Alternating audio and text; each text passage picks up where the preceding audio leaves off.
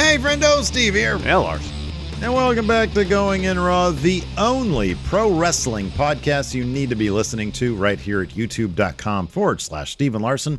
Available wherever podcasts can be found, and of course, taped live at the Twitch at twitch.tv/Steve and Larson. A couple announcements before we get started in the news. And man, we got a bunch to talk about today, man. We got Impact. Are we gonna talk about Impact predictions for this weekend? Of course. Awesome. Oh, I can't wait. I love hashing that out with you. Later on today at 3 p.m. Pacific, 6 p.m. Eastern, we're going to be doing, for the entire public now, GTA. We're going to be doing some races. If you want to join us, we play on the PlayStation, and you can join in the fun by going to the Rockstar social site and looking up crews, the Friendo Club crew, and joining that, and then hop on with us around 3 o'clock Pacific, 6 p.m. Eastern. We're going to be doing a bunch of races. Your stream, Larson's stream, is going to be here on the twitch.tv/Steven Larson. I will be firing up the MF Steve here Twitch channel to give you my point of view. So that should be a lot of fun. This weekend, Larson and I will be going to the Virgil Flynn III Productions Memorial Show. And Cal Jack is coming back to SAC for some action at Virgil Flynn III. Where is that again? It's at Track 7 Brewing, their location in Natomas. Okay. I think they have several locations around town, but this is the Natomas location. Man, I love all the shows that we've been going to lately. You know, checking out Action Coast Wrestling last weekend. This weekend, Virgil Flynn. Next weekend, who knows what we're doing? No, I know what we're doing next weekend. Next Saturday. What's going on, man? What's going on? Triple Mania, there's 30. They're doing 3 shows for Triple Mania 30 this year. This is the first one. Next weekend, April 30th. Then it's June and October, I believe. They're starting that tournament. Will ultimately lead to somebody losing their mask. It's a great idea. You win your match, you're eliminated from the tournament. Loser advances. Brilliant idea. I can't wait. Yeah, it's going to be exciting because not only, of course, when you're watching AAA, it's going to be the final event in our predictions challenge for April. Showdown, yeah. Larson's clutching on to Big Red. Got a 3-point lead. Everything he has. Enforcer is on the rise. Let's see if he can make up more ground. Indeed. With Impact. Of course, we're not going to be doing a live reactions to Impact. We're going to be at the VF3 show, yeah. Exactly. But we will be doing our live reactions to Triple Mania. That's going to be a hell of an event. And yeah, man, it's going to be wild fun. I cannot wait. So at Triple Mania, we're going to do picks on the spot, right? Not advanced, on the spot. Oh yeah. No, exactly. Yeah, man, absolutely. All right. That's going to be wild fun. Good. Wild fun. Wild fun indeed. Let's move on to the news. Yeah. Yeah. Oh, by the way, one last plug. Our friendos over at Church of Joshi. Yes. Are finally getting themselves into the now with a new Patreon, so they can raise money to do more cool shit. And they're having like a launch party of sorts this Sunday over at, if I'm not mistaken, it's at Kayla's channel. It's at Kayla so. Vision. Let me double check this here real quick, but it's at Sunday at noon Eastern, 9 Pacific, 9 Pacific, 11 Central, and yes, at twitch.tv/Kayla Vision. And it's their Patreon launch party. And they're going to be asking, hey, what do you guys want to see in the Patreon? What do you guys want? What rewards do you want? So if you want to get involved in that, go check it out. They're wildly fun, awesome people. Yes. And so go check that out. Now, what's going on in the news? What's going on? Of course, most of us, I believe, I know I was, and I think you were too, Steve. I think I could speak for you. We're pretty excited, pretty hyped up about the announcement of AEW. New Japan Super Show happening June 26th in Chicago. And I think most of that excitement stems from the idea that a lot of potential dream matches are going to be going down. If not just here, if they continue doing these shows.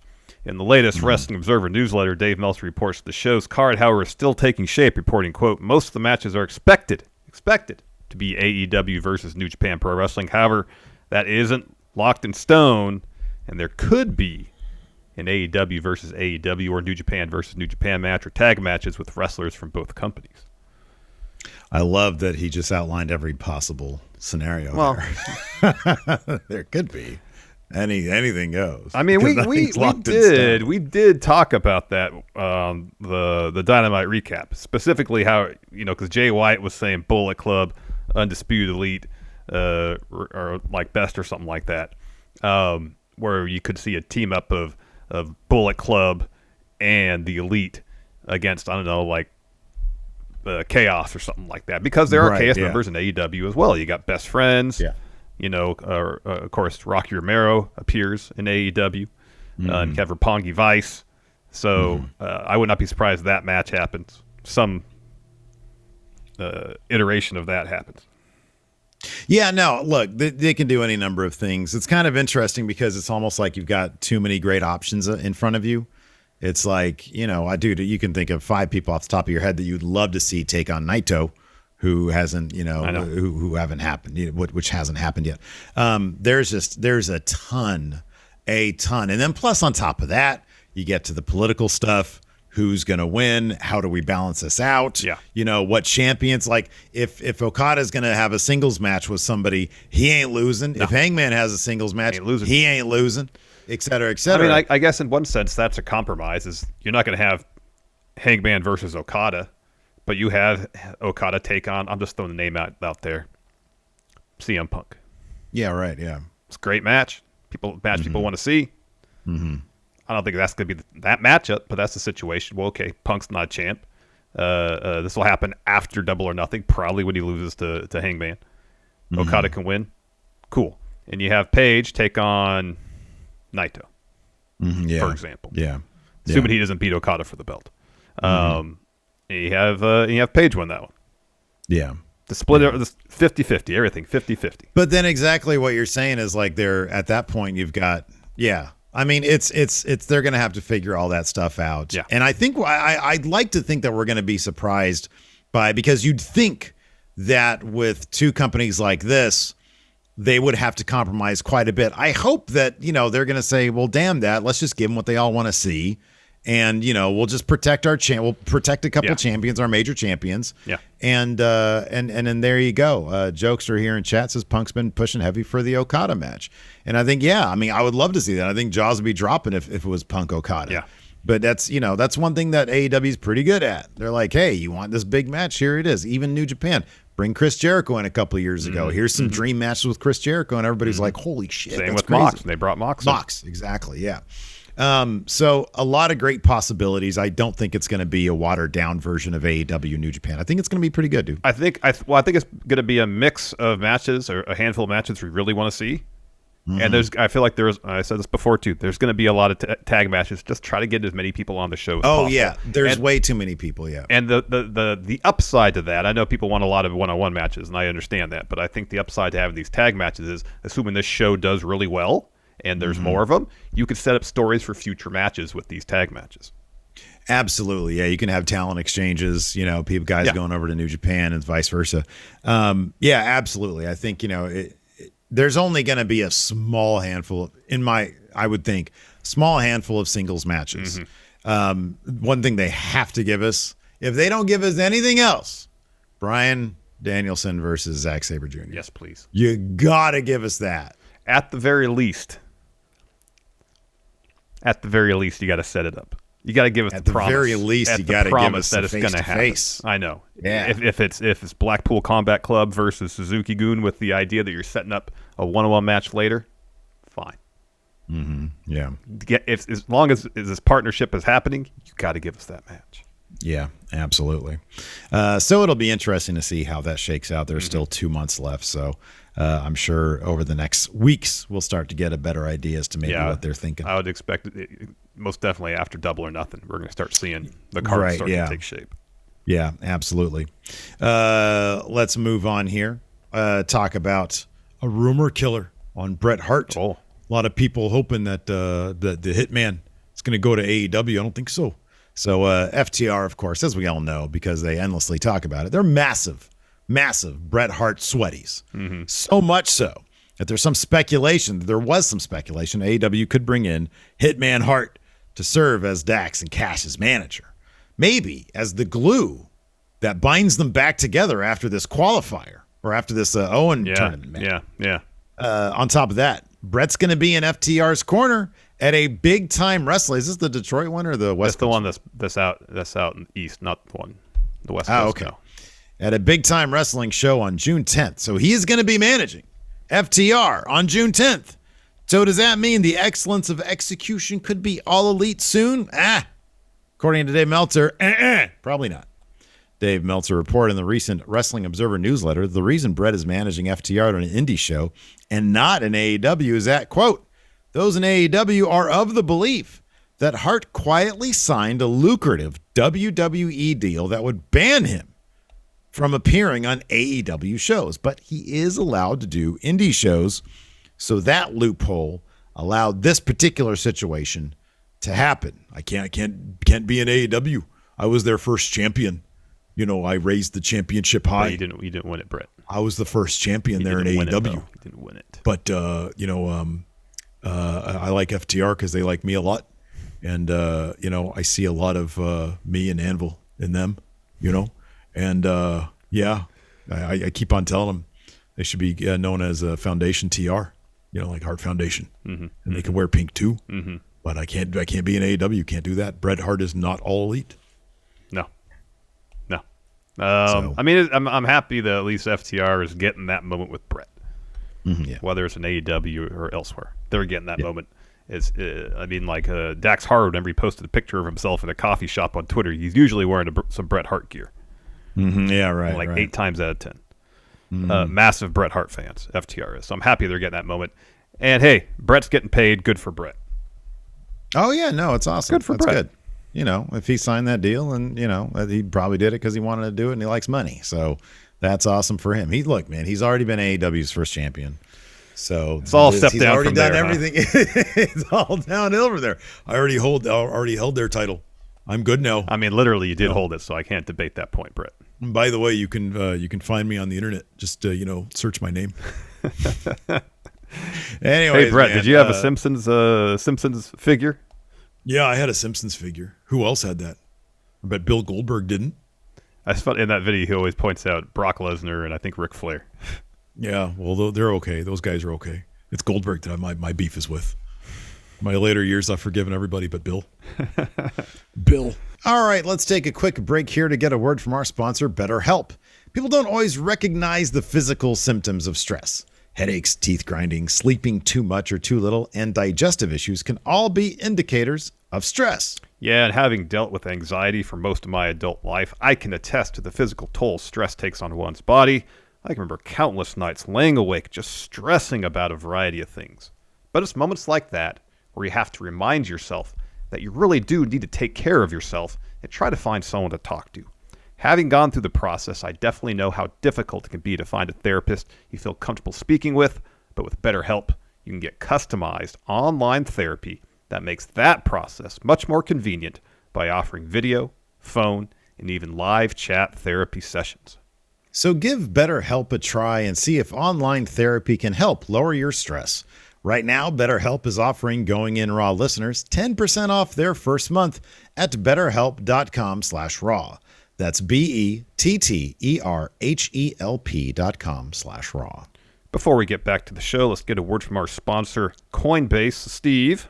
Yes. I'm sure there's a lot of friendos out there like me who are interested in getting into the world of cryptocurrency but probably have no idea where to start. I mean, it all seems so overwhelming. Yeah, man, I was once there with you, but then I started using Coinbase, which makes learning to buy and sell cryptocurrency simple. Coinbase's easy-to-use platform has basically turned me from a crypto dullard into the crypto Lanny Poffo, a genius. It was a breeze to start my own portfolio, and Coinbase supports the most popular digital currencies on the market, as well as offering portfolio management and protection, learning resources, and a mobile app so I can keep tabs on all my crypto in one place. Millions of people trust Coinbase with their digital assets, so whether you're looking to diversify, get started, or just find a better way to get into crypto markets, get started today with Coinbase. And for a limited time, new users can get $10 in free Bitcoin when you sign up today at coinbase.com/going-in. Sign up at coinbase.com/going-in for $10 in free Bitcoin. This offer is for a limited time only, so be sure to sign up today. That's coinbase.com/going-in.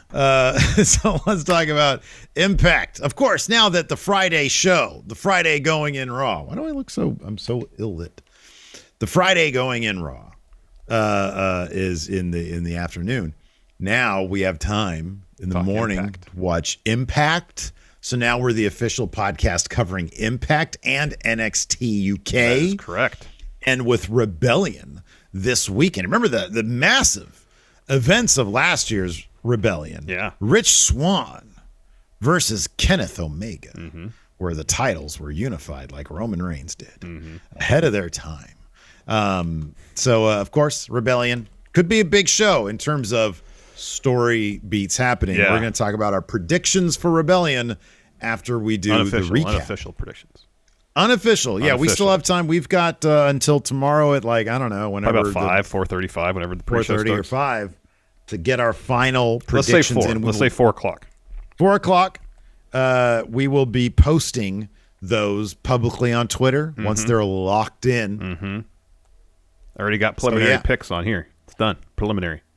Done. Yeah. I just need to keep it close. Yeah. Yeah. We just need to keep it close. I just need to keep it close walking into AAA's. No, I need to expand my lead. I need to get this up to 10 points.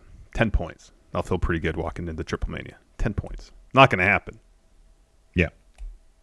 Unless you just completely you never know. Hey, but the thing is, at last time when you were down by I don't know, 10 at the Rumble or something like that. Oh, it was more than that. Walking into that GCW show, it was because I dug myself a massive hole at Impact. Yeah, and then the GCW show almost made it all the way up. Yeah, anything can happen at these shows, man. I know. Yeah, it's crazy. So, do you want to talk predictions first, or you want to do a recap? Yeah, let's do predictions, then we'll do the recap. Okay. So we can kind of weave in the results of this show with our picks too. So the first match I have here listed, the Influence versus the Inspiration. So on this particular episode, wasn't like any sort of go-home math. There was a promo with the Inspiration. Of course, Caleb has been fired by the Influence, and the Inspiration, this promo brought up that they have the power to bring people into their world, but also the power to remove people from it, mentioning Caleb. Caleb's getting involved in this match. Yeah, because he hasn't actually been fired. Yeah, so the only question is who's going to benefit from his involvement. I think the Influence. The Influence just won those titles. He's going to try to get his job back with the Influence and help them win. I'm pretty sure the Influence is going to win this one. Yeah, I don't have any confidence points written down, but I'm pretty solid on this one. I would say, how many matches are there? There's 9. There's 9. Okay, I'll go. I don't know, 7. That's a lot. I wasn't going to have that many because it is on the pre-show, and I don't want to put it. You don't want to lose it in the pre-show. Exactly. Do not. Next, the X Division title match apparently is going to take place on the pre-show. You got Trey Miguel. What? Yeah, no. That tag match last night was awesome. Dude, Laredo Kid almost planted himself on his head on the outside. On the suicide dive. I know. That was nuts. So you got Trey Miguel, the champ, taking on Ace Austin and Speedball Mike Bailey. So going into the match last night, Bailey and Austin, they were working together cohesively. They lost the match, though, when Trey Miguel rolled up Ace Austin. And then Ace Austin's like, hey, help me beat up Trey Miguel. And Speedball's like, sure, and then kicks Ace Austin in the head. That partnership has fallen apart. I feel like Austin and Bailey are going to be feuding out of this, and sure, it could happen for the X Division title. I don't think it is. I feel like Trey Miguel's going to win this. Yeah, that's what I was thinking. It's either going to be I don't know. Now that Speedball's see, I thought Speedball was going to turn on Ace Austin at the pay-per-view. during the pay-per-view and then win the damn thing. Yeah. But Trey Miguel is a special talent. I think they realize. I think he's gonna do the cash-in thing at some point, and that's how he's gonna lose that title. So I'm with you on that one. I think it's gonna be Trey Miguel. Then we get Jonah taking on Tomohiro Ishii. So going into this, I thought, all right, Jonah's gonna win. But then they revived PCO. The first thing he screamed was, Jonah! PCO is gonna cost Jonah this match. Ishii wins. I think you're probably right about that. Yeah, there's gonna be some shenanigans. Also, the great thing about Impact is like they do all sorts of crazy shit that you can't even see coming. Nope. You know what I mean? Like we're gonna get to that tag team elimination match in here in a second, but first up, let's talk about Sabin versus Macklin versus Jay White. I still feel this is gonna be Macklin pins Sabin after White hits Blade Runner on Sabin. Macklin pushes White out of the way, saving face for Jay White. Macklin gets the win. Yeah, I'm a complete agreement with that. I kind of wonder if Bullet Club's time and Impact's going to start winding down. You got this AEW show in a few months, plus the reports that New Japan was looking to get visas for talent start coming back over to Japan. Mm-hmm. I have no evidence. This is just a supposition on my part. So yeah, I think Macklin's gonna get the win here. Now let's talk this tag team elimination bout. 8 teams. I'm still not sure if this is a gauntlet match or something else. With 8 teams, so it's called a tag team elimination match. But then they said last night that Violent by Design was going to be in the match last. Oh, okay. Oh, did they actually say, okay, man, even when I try to pay attention, I don't pay attention. Okay, so they're going to be last. So I don't know if it's a situation where 4 teams start, once the team's eliminated, another team comes out, or if it's like a gauntlet match. I don't know. We'll find out. How do they do it at Rey? How do they do the Rey to Reyes? It's 2 people start, and they have the time, because they have the timer with the explosion, and then someone else comes out. And we used to think that was elimination. It was, but this past year it wasn't. Okay, I kind of feel like it might be that situation like Rey to Reyes was. So I kind of wonder if it's 4 teams start, a team is eliminated, then another team comes out to replace that team. Or it's a gauntlet. Do you think Impact knows? I don't know.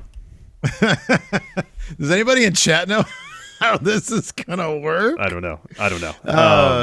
So, I mean, you'd think Violent by Design would have an obvious advantage being in the last spot. Dude. But there are so many other teams have a case. Number one, we only know for sure. Violent by Design, Honor No More, Good Brothers, and I think the Decay's in it. Yeah, they said they might be 2 injured, but that means they're going to be in it. Yeah. They'll be fine. So that's 4 of the 8. So the Briscoes have to be there. I would think so. The Major Brothers. They said they want to be tag champs last night. Yeah, they want to be tag champs. And then on the flip side of that, W. Morrissey was saved by Jordan Grace. Mm-hmm. I get the feeling they might be a tag team going into this. Yeah. And then where's that email I wrote? Because I think I had 7 or 8. Let's see. Who else did you say there? No, that's everybody. Is that everybody? Okay. Is that 7 then? Maybe that was 7. Yeah, 7. Okay. So I could totally see it going to Honor No More. And if PC, because the Gresham match with Edwards, that's probably gonna be most of my confidence points. I think Gresham's got to win that. I think there's 2 locks. It's that one and then Tasha Steele's retaining. Those are the 2 locks. Tasha Steele's I think is my number 1 lock. Yeah. Even Gresham versus Ed Edwards, they really like Honor No More right now. That might end up being a DQ. But if it's they a DQ, might just throw that shit out. If it's a DQ, it's going to be Ed Edwards getting DQ'd. Gresham still wins. Yeah. But the point is that could totally happen. Honor No More stands tall. I could totally see them winning those titles. They were my initial pick, in fact. Yeah. Especially because Mike Bennett took the loss last night in that 8-man tag. Yeah. And Violent by Design won their match. Their match against the Decay. Good Brothers pinned Bennett. But then you think, well, if the Briscoes are going to be coming into Impact, something the Briscoes could totally, that's a big buzz for them. And exactly. That's buzz for Impact if they come in and start working there full time. And they could then join Honor No More. I think that's a possibility at least. So it could still be a win for Honor No More. Yeah, just with a different team. So I guess of the announced teams, I'd probably give. No, never mind. Sorry, got confused there for a second. Of the announced teams, I would lean Honor No More. Mm-hmm. If the Briscoes are in it, they're winning it. I'll probably end up picking the Briscoes. Yeah, I might like that. That was when I saw them flash on the screen during like one of their little video packages for I think Multiverse. I was like, if Briscoes are in it, they're going to win it. Mm-hmm. That's almost a certainty because Impact would want sort of the FTR level team. Yeah. to be champions. I think that's probably the case. Exactly. Next, we got Deonna Purrazzo taking on Taya Valkyrie for the AAA Reina de Reinas title. So, Deonna Purrazzo's going to win this. I think so. So they are both involved in a tag match at Triple Mania 30 the following weekend. Yeah. Where Taya's teaming up with Pagano and Bandito against Cybernetico, Andrade, and Deonna Purrazzo. So it's obvious this story is continuing, and I'm guessing Deonna's going to have to cheat to win, and they'll continue this feud. Taya's team will probably win at Triple Mania, and then they'll motivate another match, maybe at the next Triple Mania in June, where Taya might actually win the title there. Yeah, I think you're probably right about that. Yeah, I wouldn't go against, especially a title change. I'm trying to see. Let's see here. Last year, were there many pinfall? So there were no wonk finishes last year in terms of at Rebellion, in terms of like D versus DQ matches. These were virtually all pinfalls here. So I don't know if there's going to be a whole lot of wonk finishes. There might be some cheating here and there. It wouldn't shock me if the Gresham thing ended up being a DQ win for him. It's entirely possible, yeah. Let's see here. Next up, we've got the Gresham versus Ed Edwards. Either Gresham's going to win this clean, and then Honor No More attacks and they stand tall. That's probably what's going to happen here because I don't see Gresham losing. No, he's not losing. He's an AEW guy now. Yeah, he's not losing. They don't lose. Nope, not losing. Next, Tasha Steele's taking on Rosemary for the Knockouts title. Tasha's retaining this. Yeah, she just won this recently. At the last show, I believe.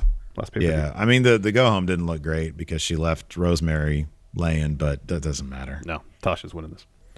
Let's talk Moose versus Josh Alexander for the Impact title. Now, everything leading up to the show last night would seem to just firmly indicate that Josh Alexander is winning. Moose came to his house. Moose speared his wife at an indie show. Everything would seem to indicate a Josh Alexander win, but then last night, Josh Alexander got the stand tall. He put Moose through a table with his finish. It was a brutal spot. It was a brutal spot. Stood tall. Go home math would seem to indicate Moose would find a way to retain to potentially prolong the storyline. But at the same time, this feels like a match Josh Alexander has to win. His wife got speared. I know. Like that should be the long and short of it. I wonder if maybe they're they probably were at the end of their taping and they just wanted to send the crowd home happy with that image right there. And then you can also always do the thing where during the match Moose has a distinct advantage and they let that ride. So I'm probably still like the way they built this. I mean, I don't know what pay-per-view is next month. Under Siege, I want to say. Yeah, isn't that like it's only a couple weeks after. Oh, but then after that is Slammiversary. That's not till that's in June. Yeah, it's in June.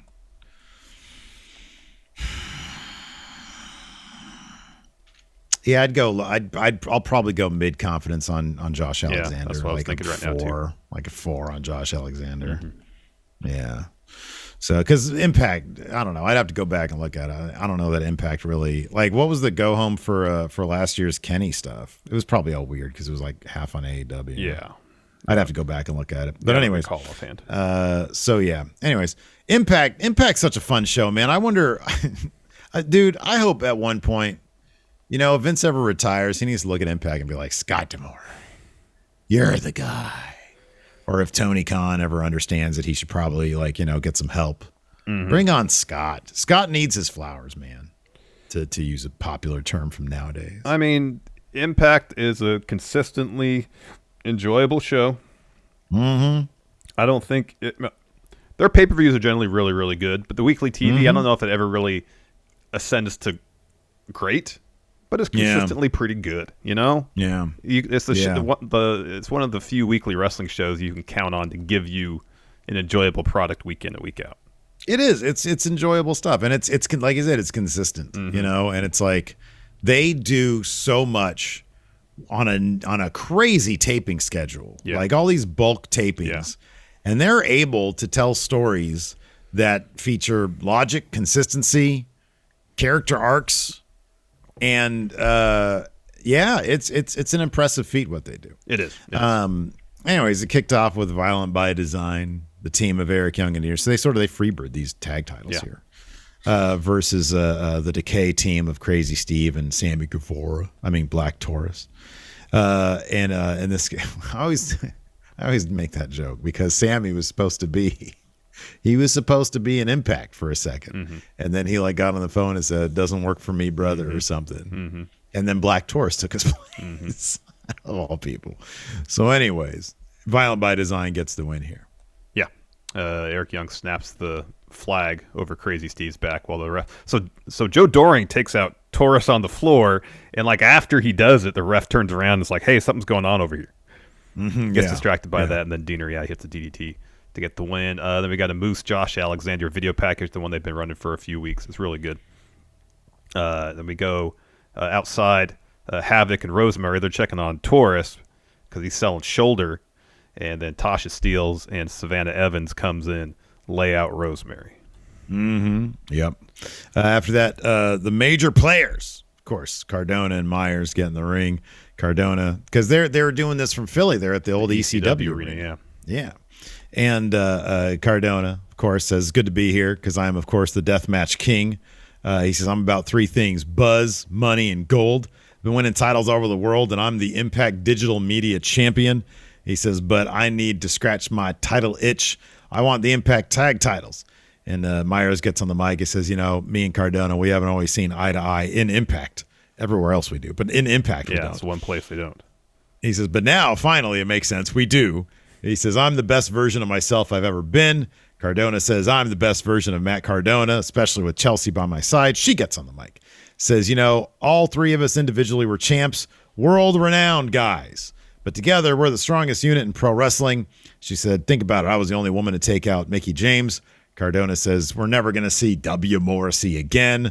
Myers says, "We're the best team there's ever been. We're taking over." And then the FBI, Tony Mamaluke and Little Guido show up. They come to the ring. Little Guido hasn't aged a day, Larson. Yeah.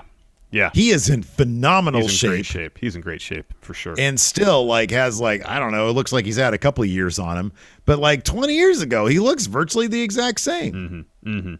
So they come to the ring. Cardona welcomes them as fellow ECW originals. That was actually pretty. That was pretty funny. Cardona's great, dude. He is. So Guido that says, "My career started here in the ECW arena." Said he's seen hundreds of wrestlers bleed buckets. Just to give you, the major players, a privilege to stand in this ring. Don't disrespect this building. This building does not belong to you or us. It belongs to the fans. And Cardona says, "We're the hottest team in pro wrestling." He says Guido and Tony have been relevant since the ECW days.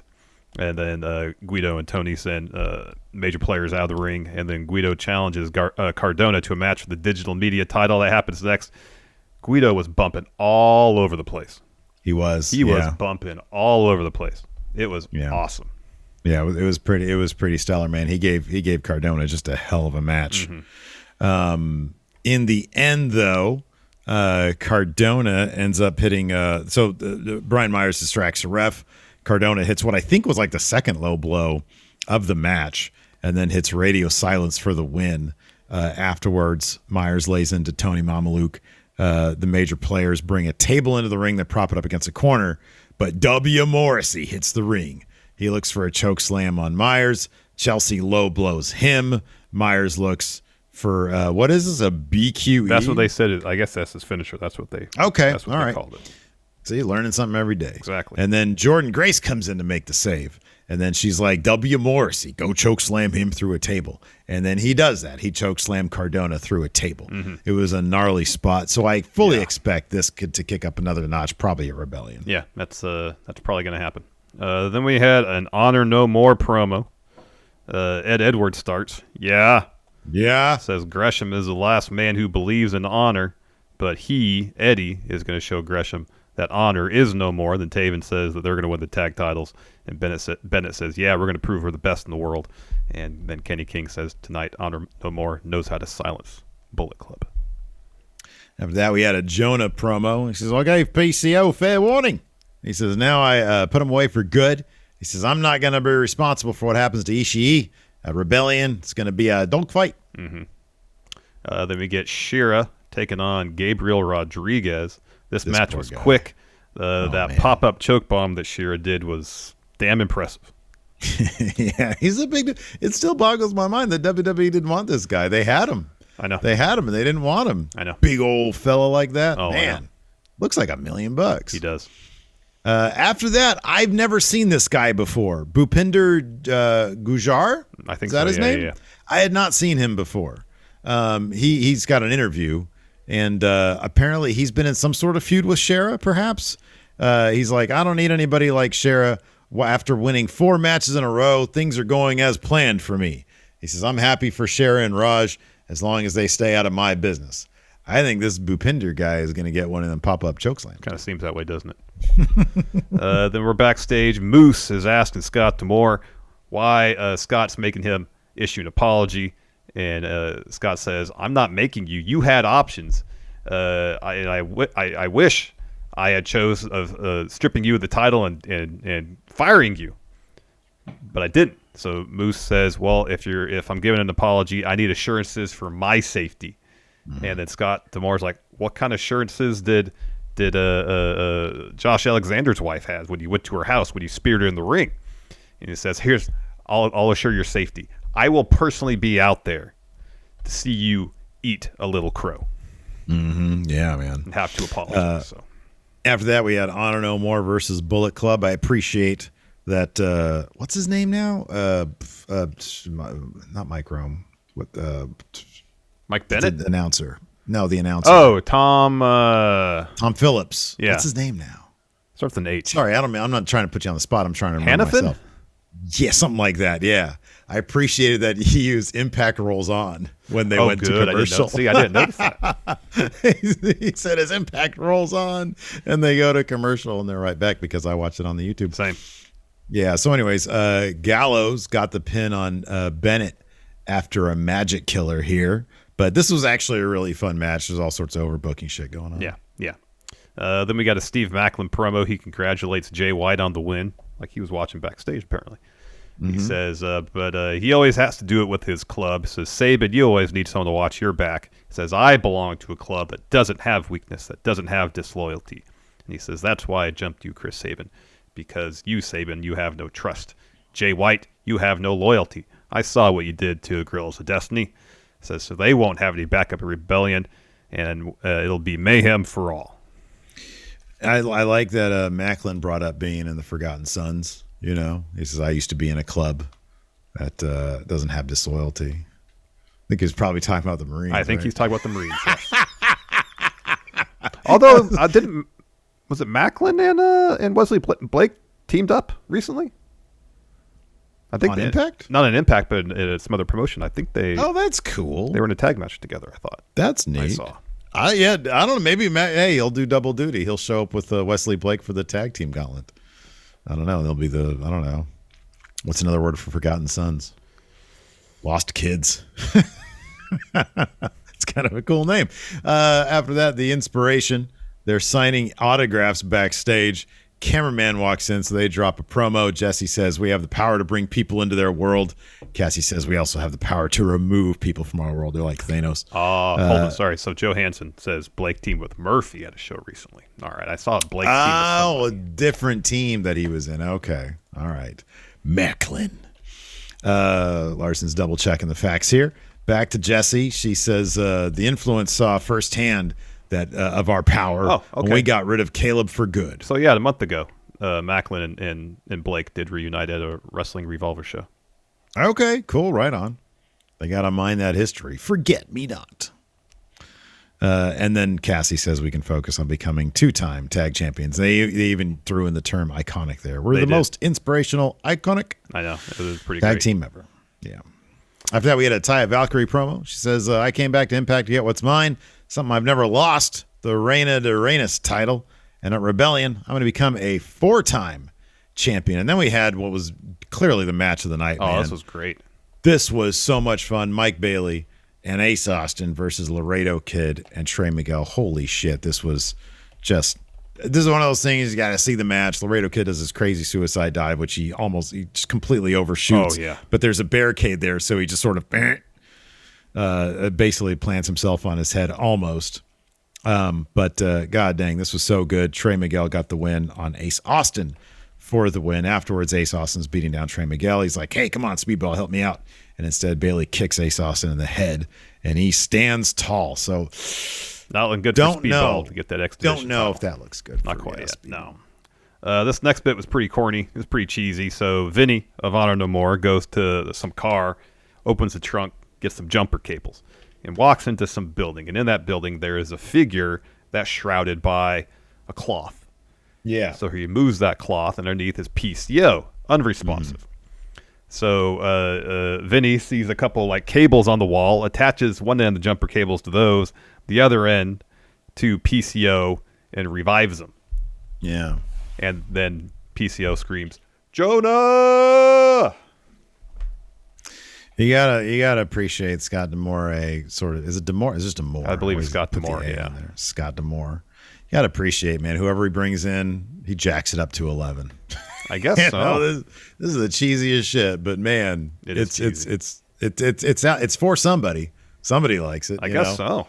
I appreciate it. I'm not anti. I like PCO. He just scares the shit out of me because, like, I don't want this. I don't want to see a Randy the Ram situation, man. I don't want to see that shit. This guy is old. He needs to chill out a little bit. He does. Then the main event segment, Moose coming out to do his public apology to Josh Alexander. He has his lawyer with him. And he says, my lawyer will be reading my statement. And so the lawyer produces a letter from his suit pocket. He reads from it, and then Moose interrupts and says, this isn't sincere enough. I'm going to do this. So he takes the letter, balls it up, throws it out of the ring, and he says, I have to admit the last few weeks what I've done has been low.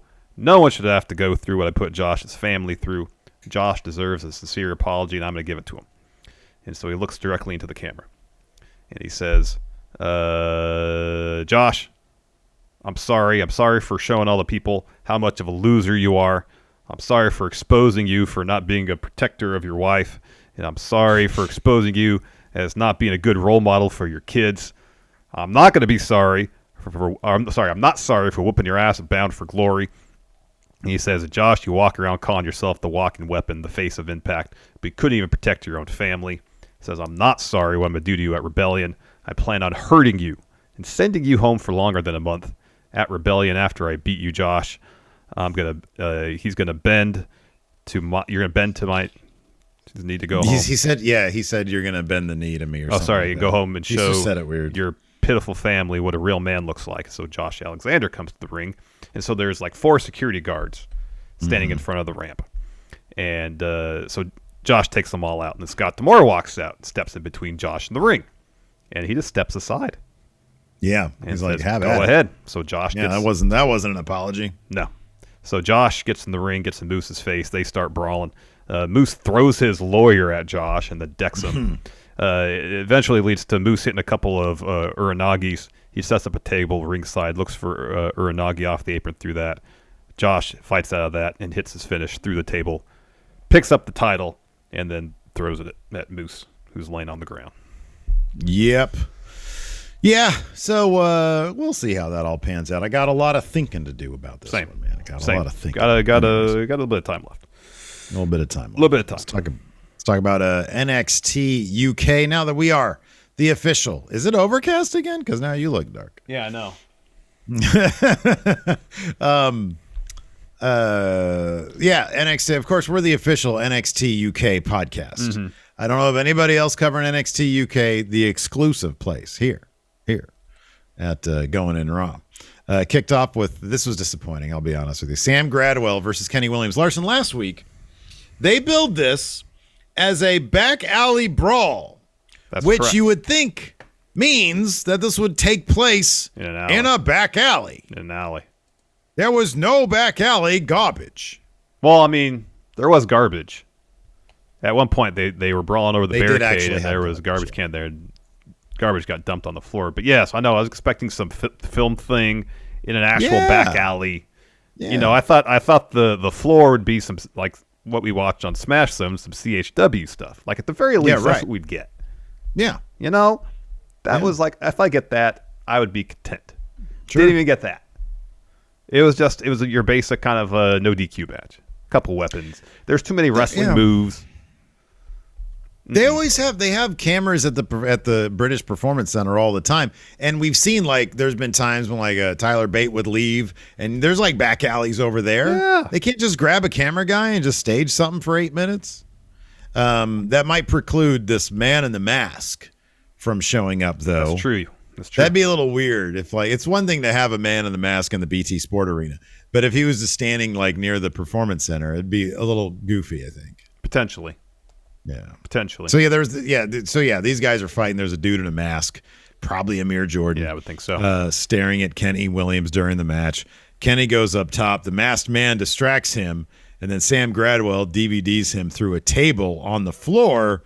The masked man gets in the ring, and he scares Kenny Williams backstage. He goes running. Yeah, off. so after the DVD, Sam put Kenny back in the ring and pinned him. Mm-hmm. I forgot to write that down then. Yeah. Masked Man. After that, we had a Symbiosis video package. I think Eddie Dennis was talking about having some sort of dog collar match. Setting that up with Wild Boar. Whenever he talks, I just hear like weird sounds. Like Whenever I talk, I just don't pay attention. Yeah, it's probably a wise move. He's great. After that, we had Stevie Turner from the future versus Amelia McKenzie. Amelia wins this with a German suplex. Of course, this started because Stevie Turner said, Amelia, you're only Mako Satomura's protege because she knows that you're easy pickings. Mm-hmm. She could beat you easily. Mm-hmm. And Amelia is going to go on a tear. I wonder if B. Priestley was supposed to win that title off of Mako at some point. Maybe. And that would have gotten Amelia to the title. I don't know. Maybe. I don't know. Speaking of Mako, we get a Mako Satomura and Isla Dawn video package next, hyping up their match for the women's title in 2 weeks, I believe. Yeah, that's going to be a hell of a match. It's going to be good. And then we had it's a what was it? After Dawn World match of Darkness match, I think it was. World of Darkness. So they're going to dim the lights. They're just going to dim them like 30%. Then after that, Lash Legend, Damon Kemp, Ivy Nile, and Von Wagner arrive. Von Wagner's in the UK, man. How hyped are you for that? Not really at all for Von Wagner, no. Yeah, but you see, his first feud is going to be with Aldous Huxley. Okay, yeah, I saw that. That's supposed to make me more excited. No, you're supposed to say Saxon Huxley. Saxon Huxley. Oh, you said Aldous. I did. Author of Brave New World. Right, exactly. Yeah, man, Von Wagner. They show up. There's like a little press conference, and there's somebody, Saxon Huxley, signing somebody's autograph in the most hilarious manner. He's like, pen like this. And then Von Wagner goes up to him, shoulder checks him, gets the autograph out of the person's hand, rips it up, and then walks off. Yep. What a piece of shit that Von Wagner is. He's a real turd. A real turd. Mm-hmm. Yeah. Mellock here in chat has it right. Any day now, we're going to get a Come Thursday clip. Yeah. Oh, I can't wait. So. I hope so. Then we get a quick little Zaya Brookside and Eliza Alexander promo. Pretty much this is Zaya saying that she's going to be in action next week. And then we got our main event, which was really, really, really, really, really good. Ashton Smith, Oliver Carter versus Mustache Mountain for the tag titles. 2 out of 3 falls. Spectacular. This was fantastic, man. This was absolutely fantastic. It's so great, the story they're telling with Trent, because the dude kicks out of everything, but he can't close the deal without a little bit of cheating. Mm-hmm. And that just gets under the skin of his partner, Tyler Bate. So Smith and Carter win the first fall. With just they hit Trent with like Tyler Bates gets taken out, Burt gets taken out, and they just hit Del Boy with everything they have. Yeah, and then Smith gets the cover, so they win the first fall. They go back at it. Tyler Bate pins Ashton Smith after a dragon suplex clothesline combo, and then in the end for the final fall, Del Boy Trent Seven rolls up Oliver Carter, and he puts his feet up on the ropes right in front of Tyler Bate, who just looks like his soul's been sucked out of him. Not happy. Does not like this win, man. Doesn't like this win at all. So I was really hoping that instead of a split, we'd get Tyler Bate going heel and joining his mentor, because that's what you should be doing. You know, if Trent Seven says do something, Tyler should be doing it, right? He's brought him this far, Larson. He's brought him this far. I mean, I would say this, that Tyler has achieved far more success in the WWE system that Trent Seven has. So I think he's kind of outgrown his mentor. But why has he been so successful? Because he's had Trent Seven guiding him the entire way. I don't know about the entire way, but a lot of the way, yeah. Absolutely the entire way. A lot of the way. We got some more wrestling programming on tonight. We got Smackdown. We got Rampage. Here's your Smackdown preview. When are you going to watch Smackdown? You have all weekend to do it. Well, see, there's Smackdown, there's Rampage, but there's also Rebellion. We're not live streaming that, but I still would like to watch it. Yeah, we're going to review it on Monday. That's what, like 7 hours of wrestling I got to watch between tonight and Monday at noon? Yeah, man. It's a lot. So anyway, Monday starting at 5, I'm going to start ripping through these. Oh, wow. So, Smackdown preview, Riddle looks for a second straight win over the Bloodline in a one-on-one match against Jey Uso. Man, I've watched that clip of him doing the RKO out of nowhere and Randy Orton just getting in the... Oh, man. That was so... Like, that's when you forget where you are and what you're doing with Randy Orton, that's pure. Mm-hmm. It is such a joy to watch that dude who's been around for 20 years be that overjoyed. He forgets he forgets that he can't get in the ring and celebrate before the pinfall. Yep. It's pretty great. It is pretty great. Sami Zayn versus Drew McIntyre in the Lumberjack match. Mm-hmm. We get a contract signing between Charlotte and Ronda Rousey. You know, man, I've been enjoying a lot of WWE lately, but that is not something I'm looking forward to. Nope. And then Madcap Moss versus Angel Garza. Over on Rampage, we got Adam Cole Bebe versus Tomohiro Ishii in an Owen tournament qualifier. Lance Archer versus Serpentico. And then for the TBS title, Jade Cargill versus Marina Shafir. And I believe there's an interview with Swerve and Keith Lee as well. That's cool. I mean, that Cargill-Shafir match has been a long time coming. I hope that's a good match. I hope they've been going through that one quite a bit. I hope that's a good match. Cool. Right on. Let's go ahead and answer a couple questions. Sure. I've got a thread up here on the Patreon. We do it on Mondays, so I figured we'll do it on Fridays too, now that we're doing this daytime show. Let's take a look here. Jason Lewis, since today is Earth Day, how would you book a face environmentalist character in wrestling? Because the Planet's champions, Daniel Bryan and CJ Parker, were both bad guys. You need to establish a heel that's like representative of like Big Oil. Oh, sure, yeah. You know, you take like the JBL type character, but instead of just hey, I made my money on Wall Street, he can just say, hey, I made my money destroying the earth, essentially. You know? Mm-hmm. Yeah, right. So I don't think you can just make a face environmentalist character without having a heel foil. That's a good idea. My suggestion would be you do Daniel Bryan, and then you just turn him face, and then he keeps on sort of talking about the same shit. Yeah. Because the heels that turn face are always wildly popular. Yeah. So I'd go with that. Yeah. I like your idea, Big Oil guy, though. Yeah, Riley Black here in chat says Baron Corbin looks like Big Oil. Yeah. He'd be great for, he starts investing in Big Oil. There you go.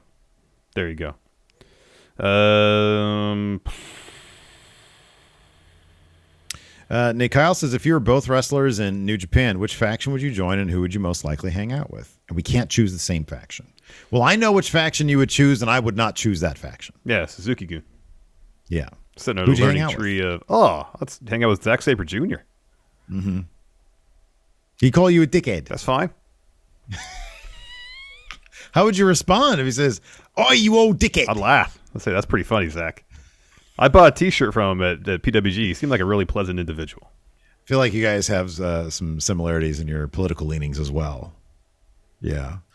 Dude, chaos. It's the name of the game right there. Hang out with all day long. Yep. All day long. The best part, all day long. I haven't seen any of Yano's YTR, VTR videos, the whole thing, but the clips I've seen is just all him trying to make Ishii laugh, and it's really funny. I love it. Oh, Steve, you want to join House of Torture? So as a joke, yes, but in practicality, I'm good. No, I'm good. Let's see here. I'd hang out with Yano and we'd prank House of Torture. Oh, that's what we go. would do. Yeah, we'd prank them. We'd do car pranks. Let's see here. That's a lot. We'll do one each. Nick White Brownie asks, "You're tasked with pitching the 4 horsewomen, each their own faction. All right. Who would be the members and what would their faction names be? You just choose one horsewoman. I'll choose another. You go ahead and choose first.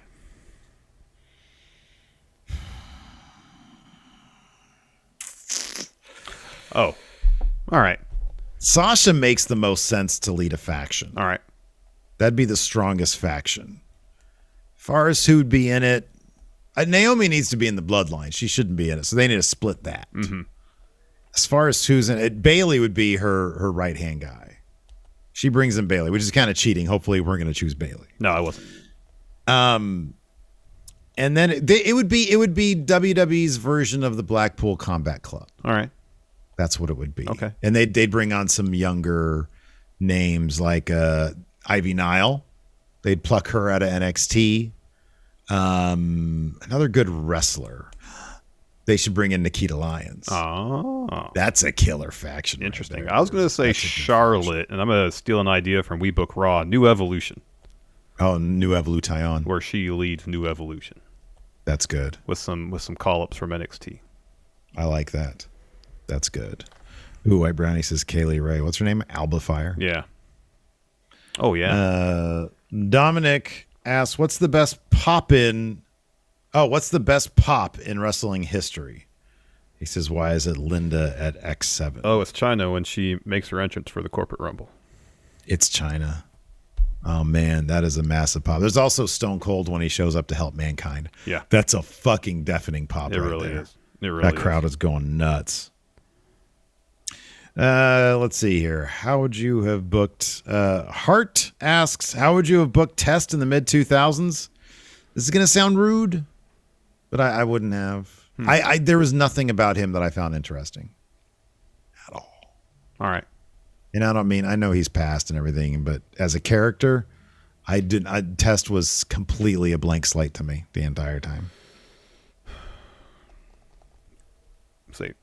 I know it's not really the spirit of the question. He'd join Evolution.